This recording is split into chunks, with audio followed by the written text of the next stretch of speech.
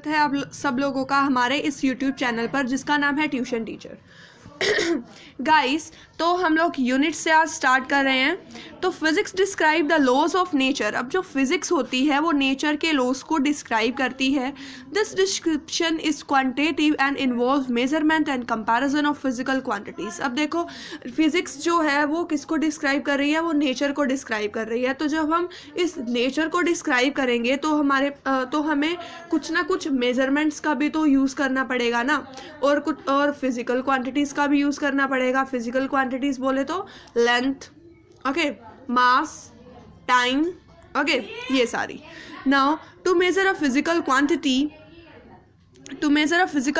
We need some standard unit of that quantity. अब अगर हमें टाइम को मेज़र आउट करना है तो उसके लिए एक यूनिट है ना, आर है, सेकंड है, ओके। अगर लेंथ को करना है तो उसके लिए मीटर है, सेंटीमीटर है। मास को करना है तो ग्राम है, किलोग्राम है।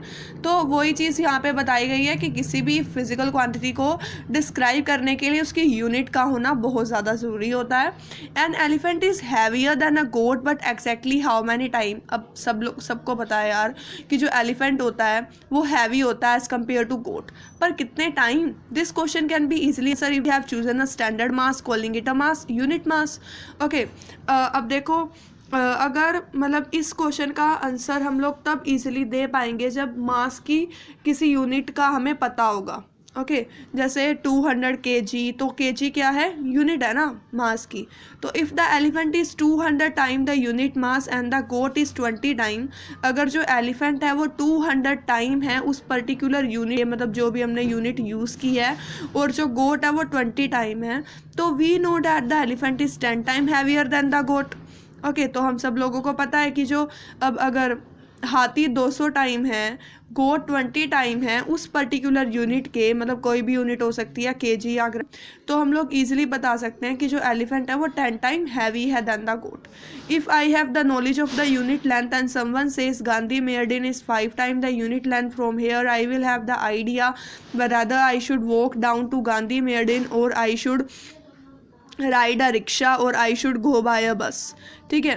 तो अगर कोई हमें बोलता है कि जो गांधी मेयरडिन है वो यहाँ से 5 मीटर या फिर 5 सेंटीमीटर दूर है, तो देखो अगर हमें मीटर सेंटीमीटर इनकी नॉलेज है तो हम लोग ईजिली बता सकते हैं। हम लोग ये सोच सकते हैं कि अगर मान लो कोई जिस जगह पे भी आप बैठे हो अपने कमरे में, ठीक है, वहाँ पे सोच के देखो, अगर आपसे कोई बोलता है कि ये जो गांधी मेयरडिन है वो यहाँ से 5 सेंटीमीटर दूर है, आगे, तो हमें अगर कोई बोलता है कि यहाँ से 5 किलोमीटर दूर है, तो हम लोगों को इतना, अगर हमें मीटर सेंटीमीटर इनके बीच में डिफरेंस ही नहीं पता होगा तो हम लोग कैसे बता पाएंगे कि हमें यहाँ से उस गांधी मेयरडिन जगह तक जाने के लिए रिक्शा की ज़रूरत पड़ सकती है, या बस की, या ट्रेन की, okay.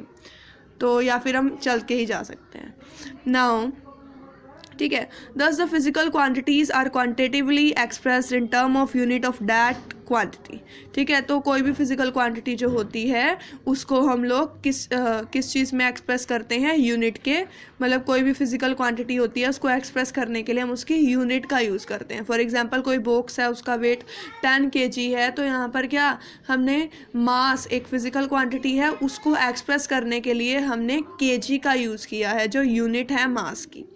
Now the measurement of the quantity is mention in 2 part. अब कोई भी फिजिकल क्वांटिटी होती है उसको 2 पार्ट में हम लोग क्या करते हैं?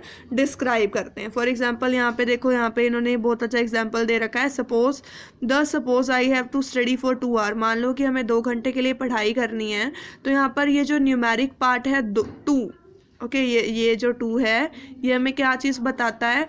2 तो है न्यूमेरिक पार्ट, और जो R है वो क्या है? यूनिट है। किस चीज़ की यूनिट है? टाइम की यूनिट है। तो वही चीज़ यहाँ पे लिखी हुई है कि इस 2R से, मतलब ये जो लिखा हुआ है 2R, इससे हमें ये चीज़ समझ में आती है कि यहाँ पर टाइम की बात चल रही है। 2 यहाँ पर, तो टाइम एक फिजिकल क्वांटिटी है।